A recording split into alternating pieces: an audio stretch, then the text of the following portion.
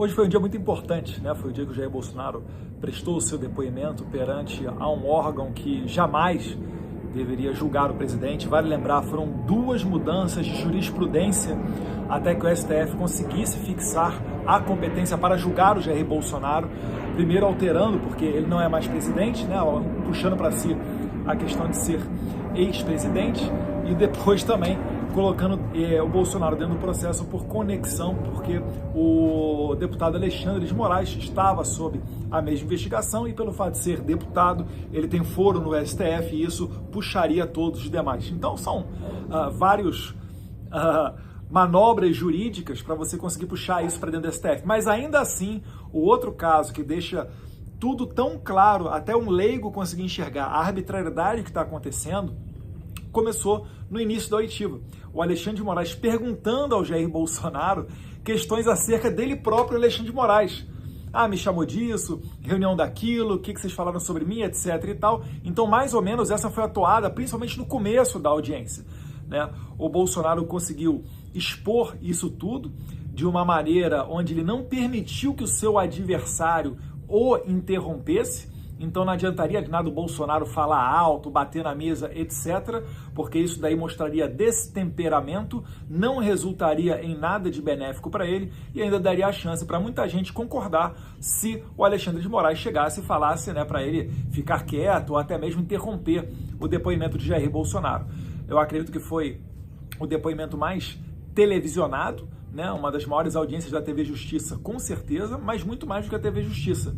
Vários outros canais, Fio Diário, Paulo Figueiredo, vários outros blogs, vlogs, perfis, estavam transmitindo essa sessão. Então foi uma oportunidade boa para o Jair Bolsonaro colocar adiante tudo aquilo que ele sempre defendeu. Eu vou fazer uma apanhada aqui, uma espécie de resumo daquilo que eu fui tweetando no decorrer do julgamento. O que tem de mais forte nesse julgamento, né, o que tem de mais forte para a acusação é a delação do Cid, algo que já mudou de versão 11 vezes pelo menos, sendo a última delas um depoimento do próprio Cid para o Alexandre de Moraes antes do recebimento da denúncia. E isso daí é vedado, é proibido pela lei que regulamenta a delação premiada. Não pode o juiz participar da delação, porque ele se contamina com o processo. Então, além do impedimento do Alexandre de Moraes, que se diz vítima disso tudo, e ele mesmo acusa e manda a Polícia Federal executar, né, um destacamento da Polícia Federal executar suas ordens, a revelia mesmo até da própria Direção-Geral da PF, você também tem esse conteúdo. E aqui, na delação do Cid, você percebe que faltou robustez. O próprio Cid fala várias vezes, não, o presidente falou que jogaria dentro das 4 linhas da Constituição. O presidente assinou alguma coisa, ainda que fosse um estado de defesa ou estado de sítio, que é constitucional e deveria ainda passar para o procedimento de convocar conselhos, mandar para o Congresso, etc. O presidente Bolsonaro Cid assinou alguma coisa nesse sentido? Não. E no final, o advogado do presidente Bolsonaro, Dr. Vilardi, ainda trouxe, de maneira muito sábia, um áudio do Cid para o depoimento. Um áudio em que o próprio Cid, se comunicando com outro general, diz que, olha, o Bolsonaro ele não vai tomar nenhuma medida dessa, que seria descabido, ele acredita que o governo Lula vai meter os pés pelas mãos, etc. e tal. Então, foi uma pá de cal naquilo que poderia ainda ser considerado como uma arma da acusação. O Procurador-Geral da República perdido, fazendo perguntas, muitas das vezes, que não tem nada a ver com o processo, perguntando e tentando rotular como criminoso, como criminoso críticas às urnas eletrônicas. E isso daí a gente sabe, né, que numa democracia a base dela é a liberdade de expressão para poder fazer essas críticas, senão não existe sistema nenhum a ser aperfeiçoado, a gente viveria eternamente na Idade da Pedra. E o Bolsonaro realmente ele também destacou isso. Determinado ele aponta, né? Não foram ataques, foram críticas ao processo eleitoral. E não existe até hoje nenhuma lei brasileira, nenhum artigo do Código Penal definindo que críticas às urnas eletrônicas seria algo passível de pena de prisão. E o próprio Bolsonaro, de maneira muito inteligente, jogou na cara do Alexandre de Moraes que o Flávio Dino, companheiro de Moraes agora no STF, criticou no passado as urnas eletrônicas.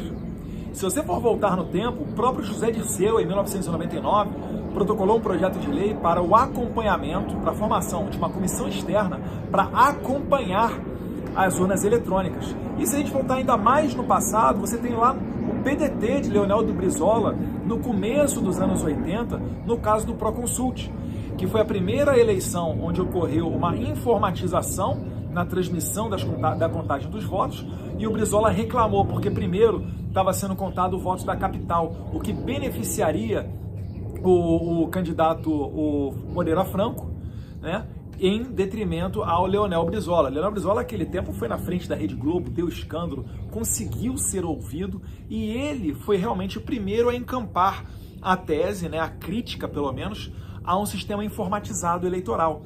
E vejam só, né, como é que o mundo dá as voltas. E o presidente atual do PDT, o Lupe, que eu acredito que jamais faria isso se Leonel Brizola estivesse vivo, foi quem protocolou o primeiro pedido para deixar o Bolsonaro inelegível, que foi aquela reunião dos 40 embaixadores com o Bolsonaro, presidente então, né, onde ele criticou as urnas eletrônicas. Vale lembrar, Jair Bolsonaro fez isso, mas antes, ele fez isso sendo atribuição do presidente da República. E antes, quem é que também fez reunião com os embaixadores? O ministro Fachin, então presidente do TSE. Só que com uma diferença. O Fachin não chamou o Bolsonaro para a reunião dele. O Bolsonaro convidou o Fachin, presidente do TSE, para a reunião com os embaixadores. Porque o Bolsonaro tem a busca pela verdade, ele tem a clareza, a decência e a autenticidade de falar o que ele pensa na frente da outra pessoa, né? Sem melindres nem nada disso.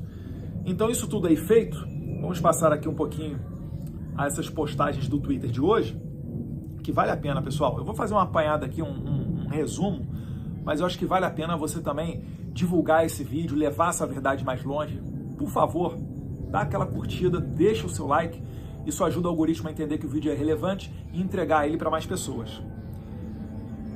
Eu acabei me adiantando a muita coisa, mas eu começo aqui, né? Compartilhei alguns links, coloquei também em inglês uma parte da delação do Cid. É importante porque tem muita gente do exterior que está acompanhando, principalmente no X, algumas postagens que eu tenho feito. E aqui, como eu disse, né, uma notícia da CNN de 2022. Luiz Roberto Barroso não se arrepende de ter convidado as Forças Armadas para fiscalizar as eleições. Ou seja, isso aqui eu só estou relembrando que as Forças Armadas foram convidadas a participar do processo eleitoral através de um convite feito pelo ministro Barroso, quando ele era presidente ainda do TSE. Acho que foi até anterior, foi final de 2021 que o Barroso convidou o Exército a participar daquilo dali. E o Bolsonaro, ele é o chefe supremo das Forças Armadas. Foi perguntado a ele se ele teve alguma interferência, ele declarou que não, obviamente que não, porque na verdade isso é um trabalho técnico. O Bolsonaro falou que ele não manja, né, não tem conhecimento de tecnologia a ponto de dar palpite nisso daqui, mas vale lembrar que as Forças Armadas não entraram nesse processo graças à pressão do Bolsonaro, mas sim graças a um convite voluntário do ministro Barroso. E aí eu coloco aqui no tweet, né? Quem convidou as Forças Armadas a participar do processo eleitoral foi então o presidente do TSE, ministro Barroso. Até aqui não há uma oitiva, mas sim um debate sobre críticas às urnas eletrônicas, o que, até onde eu sei, não constitui crime algum, né? Eu só abro um parênteses aqui para comparar com a situação dos Estados Unidos. Vocês lembram da foto do Trump, a famosa mugshot, em que o Trump tirou fazendo aquela cara assim de bravo, torcendo um pouquinho a cabeça? Então, essa foto daí foi do indiciamento do Trump lá na Geórgia. Na Geórgia, ele foi processado justamente por esse mesmo motivo, que foi criticar o processo eleitoral. Tem vários vídeos da Hillary Clinton e vários outros expoentes da esquerda americana, do Partido Democrata, fazendo as mesmas críticas ao processo eleitoral norte-americano. Só que em 2016, quando a Hillary perdeu, ela pôde criticar. Por que o Trump, quando ele perdeu em 2022, ele não pôde criticar? Entende como a estratégia da esquerda é a mesma?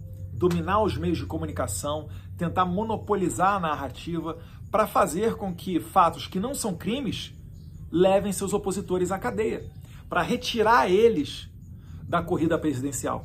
E o Trump aqui nos Estados Unidos, as acusações que ele tinha, somadas todas as penas que ele poderia tomar, passava de 300 anos de cadeia. A esquerda fez um inferno na vida do Trump, assim como tentam fazer com a vida do Jair Bolsonaro. Por quê? Porque ele lidera as pesquisas para a eleição presidencial de 2026. Se ele fosse um Zé Ninguém, se ele tivesse feito algum acordo com o sistema, isso jamais estaria acontecendo com ele, né? Mais à frente aqui, uma matéria do GovBR, relatório das Forças Armadas não excluiu a possibilidade de fraude ou inconsistência nas urnas eletrônicas. Isso matéria de novembro de 2022. O que ocorre?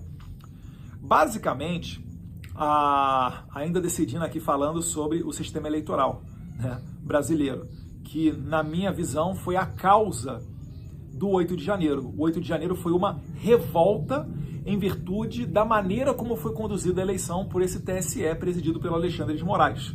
Se eu ainda tiver direito à opinião, né? Acho que agora, enquanto cidadão americano, eu tenho até... Cidadão americano não, porque eu não sou cidadão americano, né? Mas estando em solo americano, eu tenho muito mais liberdade para fazer esse tipo de coisa, inclusive citando o nome do Moraes, do que qualquer brasileiro, né? Que está aí debaixo da batuta do Moraes. Que vai que dá na cabeça dele, ele pode mandar perfeitamente a Polícia Federal ir aí na sua casa. Aqui nos Estados Unidos ele não vai fazer isso, porque aqui segue-se um devido processo legal, onde certamente essa ordem do Moraes pararia no DOJ, o Department of Justice, é o equivalente ao nosso MJ, aí no Brasil, que receberia esse pedido do Moraes, assim como recebeu o pedido de extradição do Alan dos Santos, e mandou de volta para o Brasil, porque aqui, né, assim como eles não admitem criminosos e terroristas em seu território, eles também não admitem, não se prestam ao trabalho de ser longamanos, tentáculos de um regime ditatorial, de pessoas que não prezam pelos mais basilares princípios da democracia, né? Ampla defesa, contraditório, devido processo legal e etc. E essa notícia daqui, por que eu trouxe essa notícia daqui do relatório das Forças Armadas? Porque ela é basicamente a mesma conclusão que chegou àquela comissão de 2014, feita pelo PSDB, uma auditoria paralela, e o PSDB não foi multado em 22 milhões de reais, onde eu lembro perfeitamente até o próprio deputado Carlos Sampaio, promotor de justiça, falando que as urnas eletrônicas elas são impassíveis de serem auditadas, impossíveis de serem auditadas. E foi basicamente isso que esse relatório das Forças Armadas também disse. Falou, olha, há indícios de vulnerabilidade, mas a gente precisa do código-fonte, precisa para fazer uma perícia mais aprofundada, e sem esses dados fica complicado a gente dizer que há ou que não há fraude, mas existem muitas vulnerabilidades. E aí o Moraes recebeu isso e falou dane-se para o que estava escrito no papel e começou a falar que, olha, agradeço a participação das Forças Armadas e as Forças Armadas chancela de que é impossível encontrar fraude na urna eletrônica. E não foi isso que esse relatório das Forças Armadas e o relatório do PSDB de 2014 acabou concluindo, né? Para mim, na minha opinião, essa eleição de 2014, que o Aécio perdeu para Dilma, já foi muito estranha, para dizer o mínimo, né? Eu finalizo aqui lendo meu tweet. O relatório do Exército dizia, tal qual a auditoria feita pelo PSDB em 2014 e vocalizada pelo deputado Carlos Sampaio, de São Paulo, que as urnas contêm vulnerabilidades e seria preciso aperfeiçoar o sistema eleitoral. Isso não é opinião de Bolsonaro, é um fato, né? Se você quiser, não acredite em mim, por favor, não acredite em mim, dê um Google, vá no ChatGPT, faça essa pesquisa você por conta própria, que você vai ver que o que eu estou falando aqui não é nenhuma fake news, né? No mais, aqui ainda veio uma pergunta para tentar colocar Bolsonaro, tentar talvez dragar ele para dentro do processo da Carla Zambelli. Né, uma pergunta aqui que o Moraes tenta vincular Carla Zambelli e Marcos Duval à suposta tentativa de golpe da Disney. E aí o Bolsonaro basicamente falou que não teve nenhum tipo de envolvimento, que ele apenas recebeu... Vou acompanhar aqui a resposta do presidente? Acho que vai ficar tranquilo, não é nem um minuto. Um hacker, e com a deputada Zambelli, que teria levado esse hacker, sugerindo que ele poderia invadir o TSE, e o senhor teria encaminhado a uma... Primeiro de tudo, né? Você pode invadir o TSE, então o ministro Barroso, quando ele falava, quando ele era presidente do TSE, que as urnas eletrônicas, o sistema do TSE são invioláveis, não era nem para eles se preocuparem com isso, correto? Pelo visto não, né? Até porque o inquérito que o Moraes transformou em sigiloso, o inquérito de 2018, da invasão hacker de 2018, né, comprovou que houve uma invasão hacker. Inclusive, o hacker que invadiu e deu um depoimento anônimo para a revista Tecmundo, ele diz que tinha a senha do ministro Sérgio Banhos. Se essa senha foi roubada ou se ela foi dada ao hacker, ninguém sabe. É claro, eu não vou partir da presunção de culpa do ministro Sérgio Banhos, né? Não conheço o ministro, mas muito provavelmente isso daí deve ter sido hackeado, deve ter sido roubado dele, e o hacker transitou dentro do sistema do TSE. O curioso é que no segundo passo da investigação, quando a PF, então, após o TSE confessar que houve essa invasão, a Polícia Federal pede os registros log para saber por onde o hacker caminhou dentro do sistema do TSE, o TSE responde que os registros foram apagados de maneira inadvertida, pois uma empresa privada terceira era quem guardava esses dados. Aí é Brasil, né? Acredite, né? Cada um que tira as suas conclusões. Vamos continuar aqui com a pergunta do Moraes e a resposta do presidente Bolsonaro.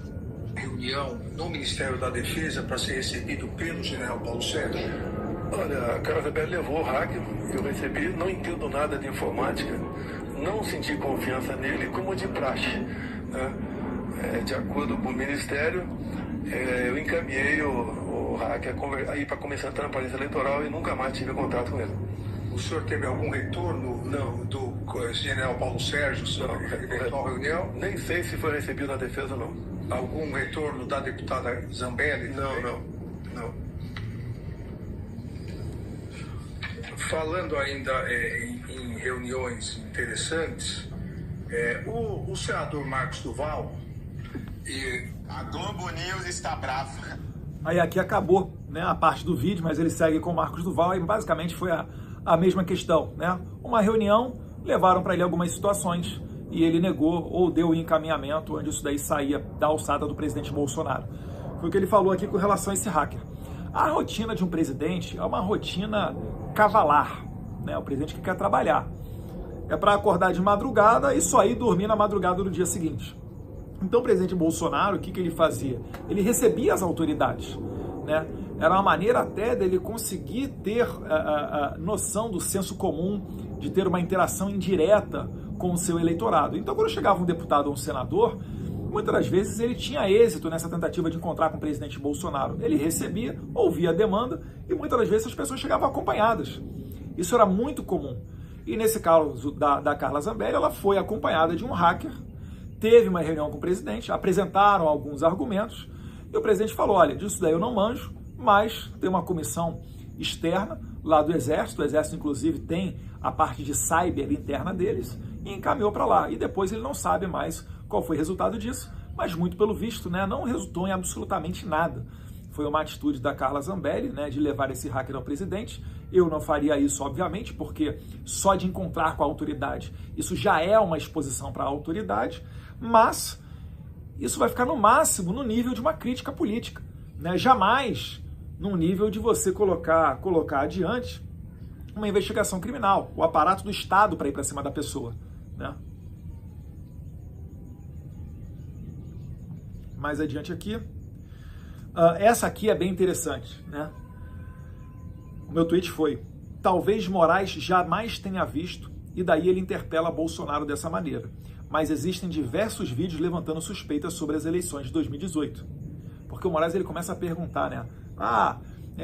O senhor levantou suspeita, o senhor não achava que a urna era isso, que a urna era assada e tal, sistema eleitoral.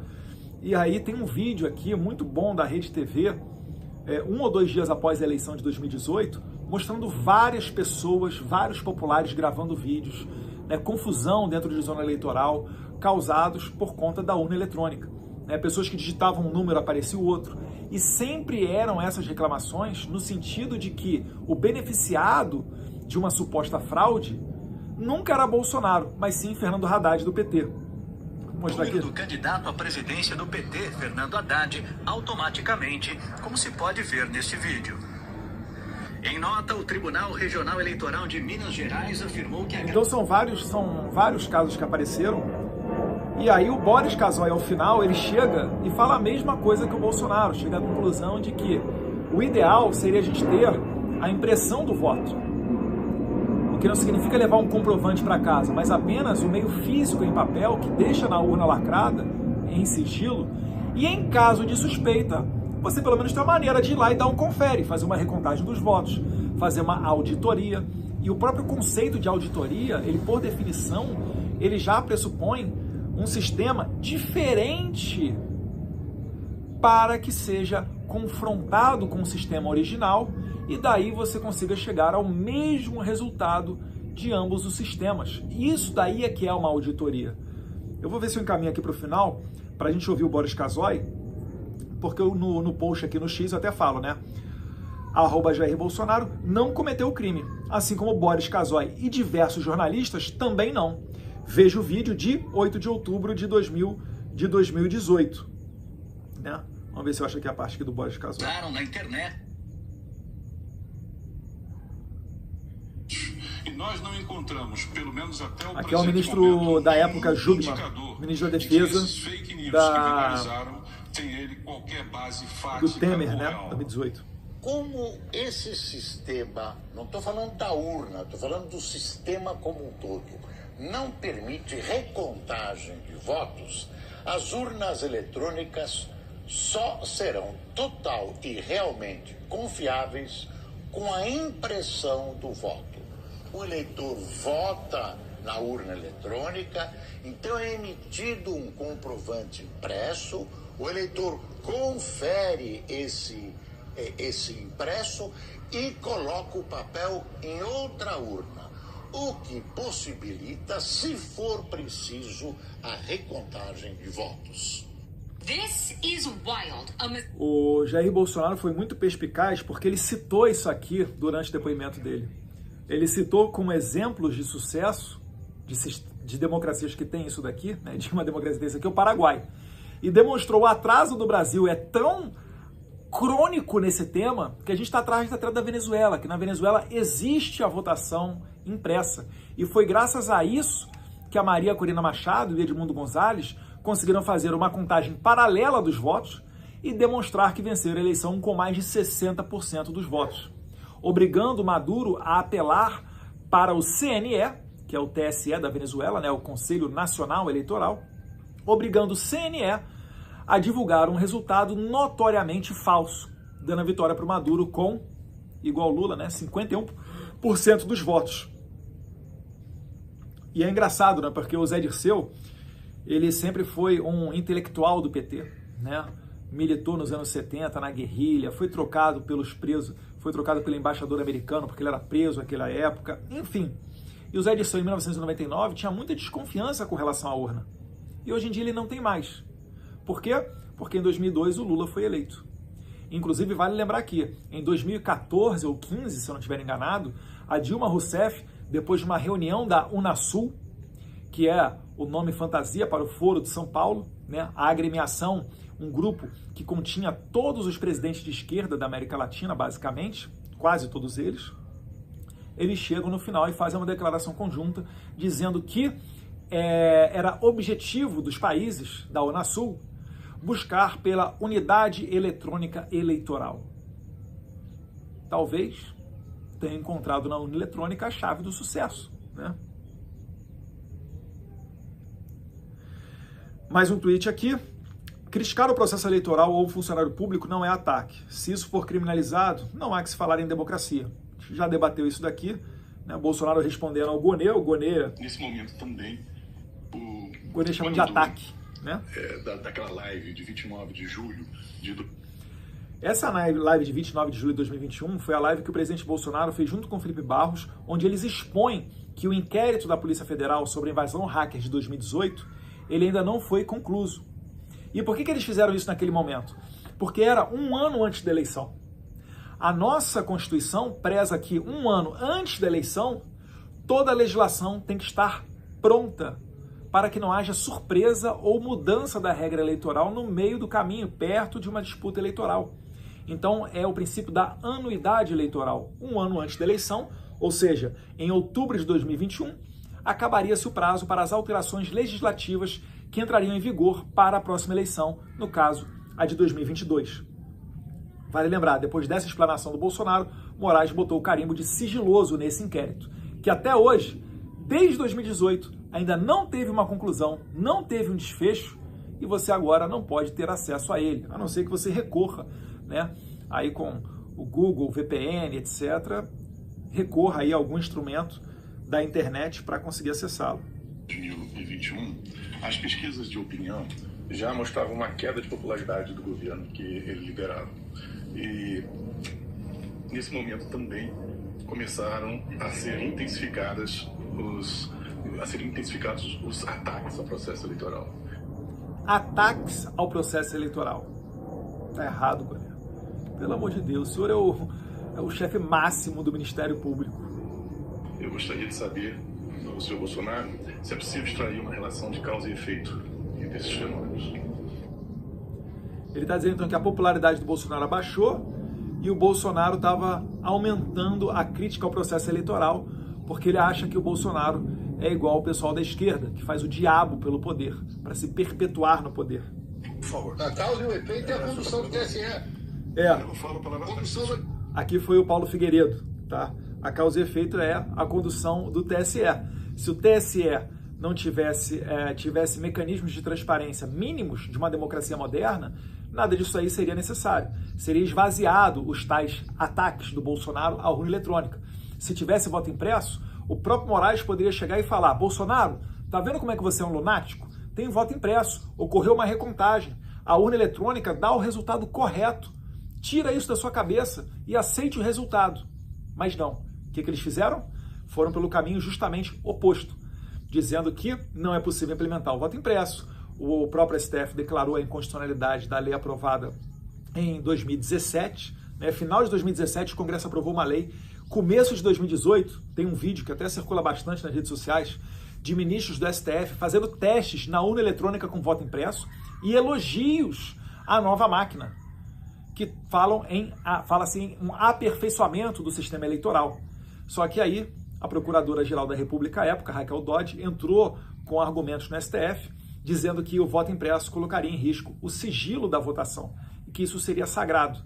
Diz ela que se, caso a impressora emperrasse e você necessitasse da ajuda de um mesário, ele iria ver em quem você votou. Ou até, né, com base em muita desinformação da época, alguns ministros podem ter achado que a pessoa levaria o comprovante para casa. E não é nada disso. Porque isso daí sim poderia representar um risco, né? A pessoa leva um comprovante para mostrar, por exemplo, ao traficante de drogas da favela dominada pelo tráfico que ela mora, para mostrar: ó, eu votei nesse candidato. Vocês imaginem quem que o traficante ia pedir para você votar, né? Caso isso daí fosse possível. Então, com argumentos bizarros como esse, bizarros por quê? Porque assim como a impressora pode travar, a urna eletrônica ela pode congelar. Ou isso nunca aconteceu num computador da sua casa, ou mesmo no smartphone, onde você dá um reset no telefone caso tenha algum problema mais sério nele. Então, são argumentos, do meu ponto de vista, bizarros, que levaram a anular, a dar como inconstitucional a última lei sobre o voto impresso, porque antes, pelo menos em outras 2 oportunidades, leis semelhantes foram aprovadas e o STF sempre as declara como inconstitucionais. Mas isso daqui tem que ser dito, né? Tem que ser registrado, devidamente registrado. Se o voto impresso for implementado, isso não será um retrocesso, mas sim um aperfeiçoamento. Deixando claro que o ideal, o voto pode ser até na pedra, tá, pessoal? O ideal é que a contagem dele seja pública. Numa democracia saudável, o sistema eleitoral ele é tão simples quanto necessário para que o mais ignorante dos eleitores entenda o sistema.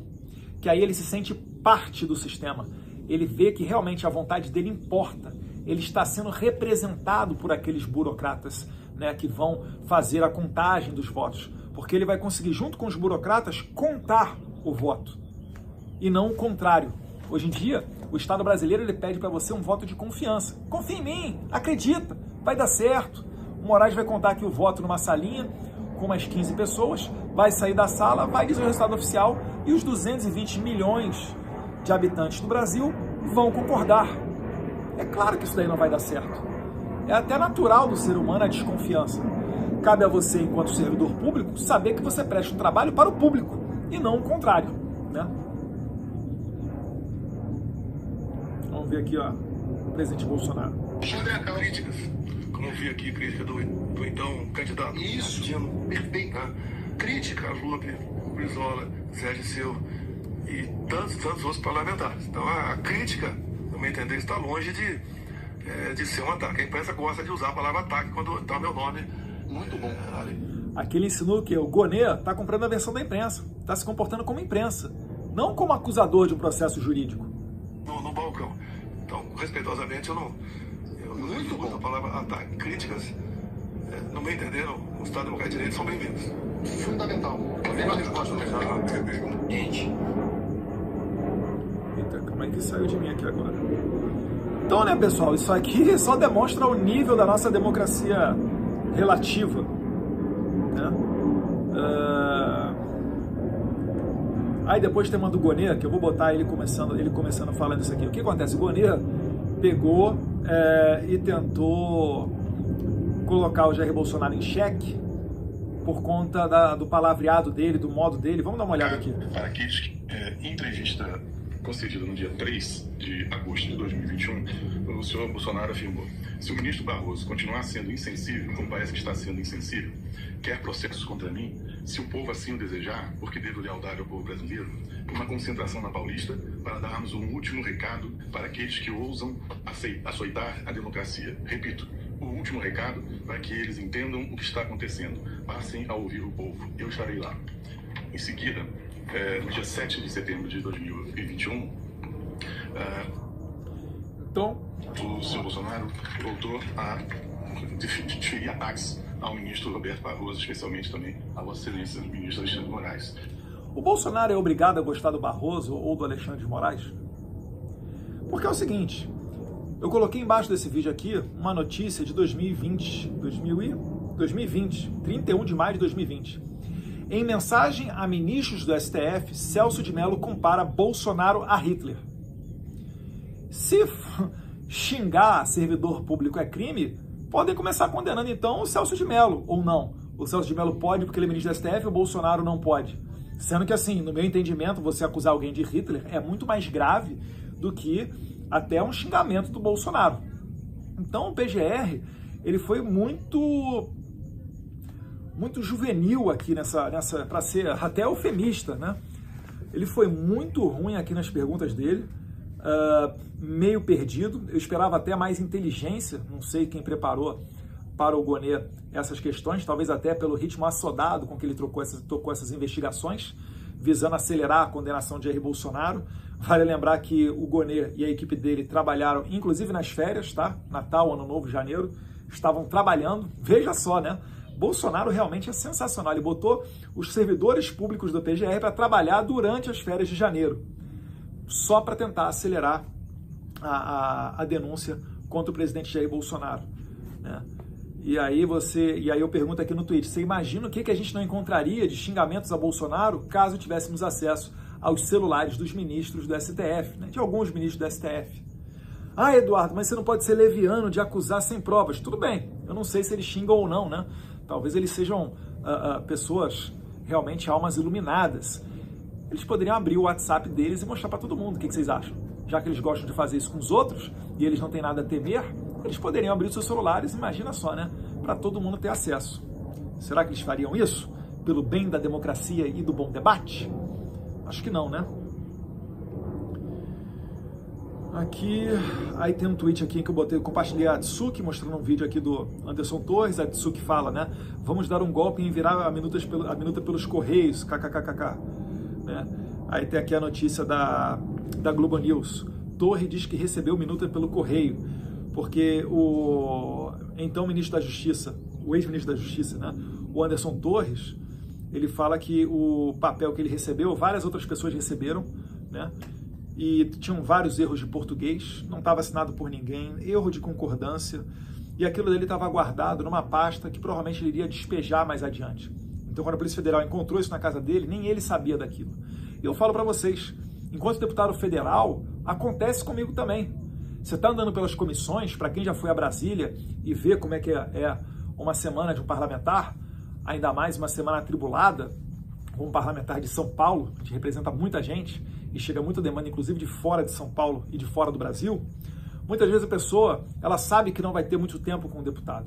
Então o que ela faz? Ela prepara um material, prepara um papel, às vezes deixa com a assessoria, às vezes deixa com o deputado.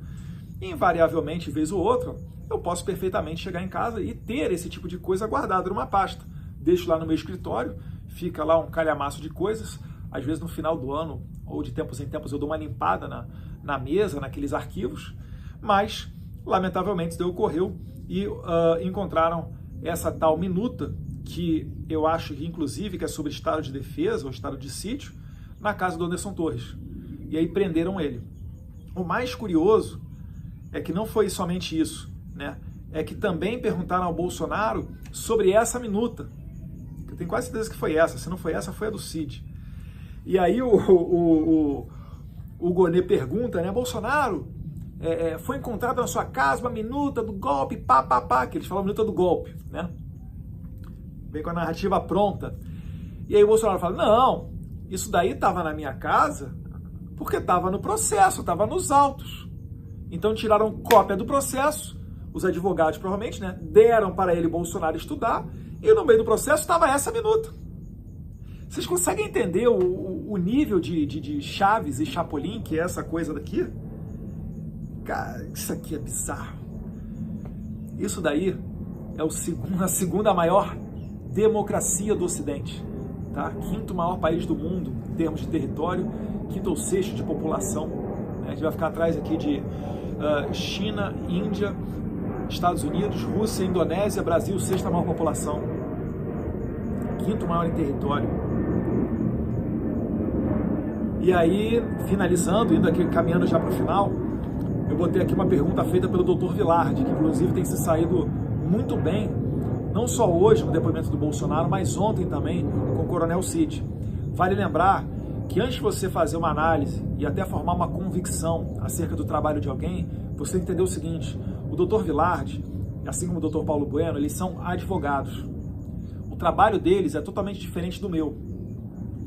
Eu sou um deputado federal, ainda que licenciado hoje em dia, né? Mas eu faço o quê? Eu tenho que falar, eu tenho que falar, eu tenho que representar as pessoas, eu tenho que dar voz àquilo que a pessoa que votou em mim desejaria fazer. Então, tá dentro do meu ofício, às vezes, a troca de farpas contra o parlamentar, né?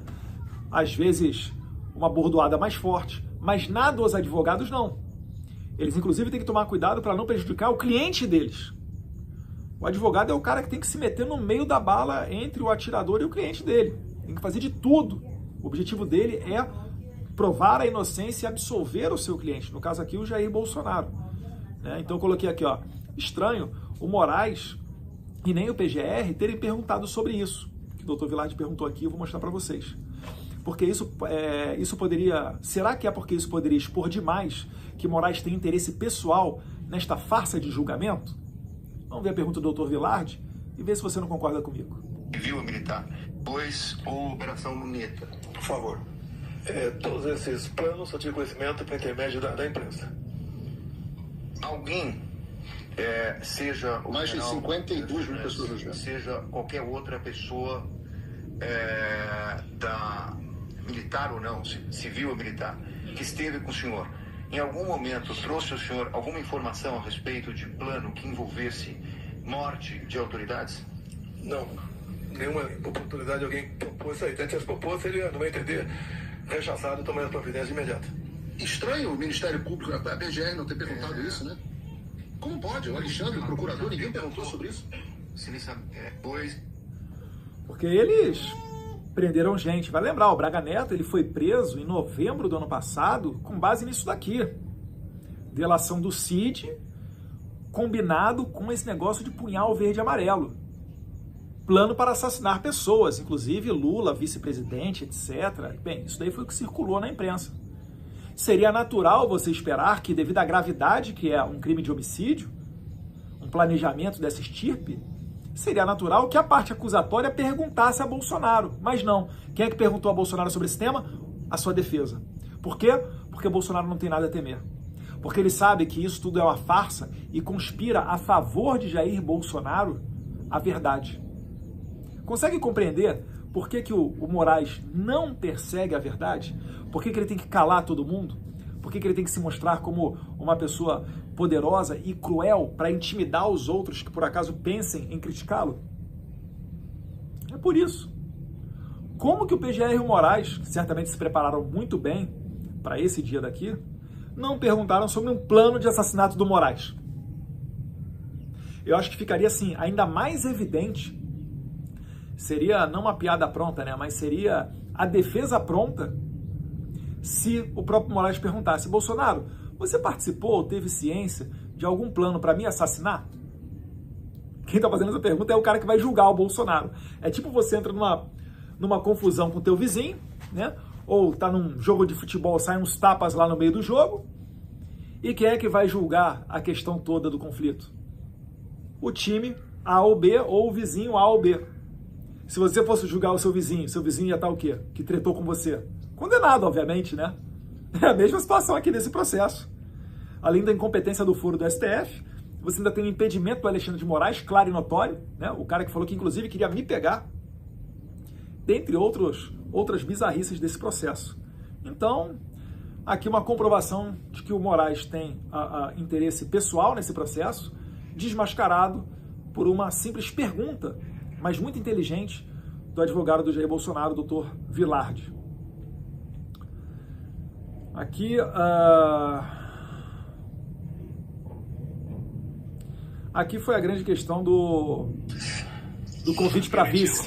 Né? Vou mandar as imagens para o senhor aqui, como é que o povo nos trata a gente na rua, tá? Eu declino. Declino, sim, senhor. Posso fazer uma brincadeira? O senhor não sabe. Eu perguntaria aos advogados. Eu gostaria de convidá-lo para ser meu vice em 26. É isso aí. Eu declino novamente. O que acontece, né? O Bolsonaro, ele é muito espirituoso. Eu conheço meu pai, aquele famoso clássico tiozão do churrasco, né? Em que pese aqui o momento ser muito sério, e eu acredito que ele está prestes a ser condenado, ainda assim ele faz uma brincadeira dessa.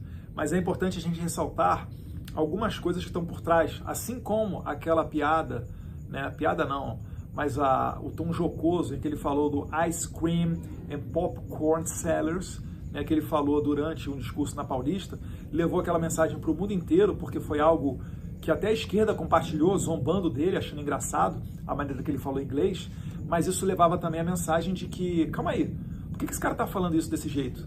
Ah, é porque prenderam um vendedor de pipoca e sorvete durante o 8 de janeiro no Brasil. Esses são os terroristas brasileiros. Ah, aqui eu vou ler para vocês e vocês vão entender como que essa piada ela teve um efeito muito além da risada. Para ser considerado piada, temos que partir do pressuposto de que as pessoas que estão escutando, a plateia, né, conheçam o contexto e a realidade. Ou seja, todo mundo sabe que o Moraes quer encarcerar o Jair Bolsonaro.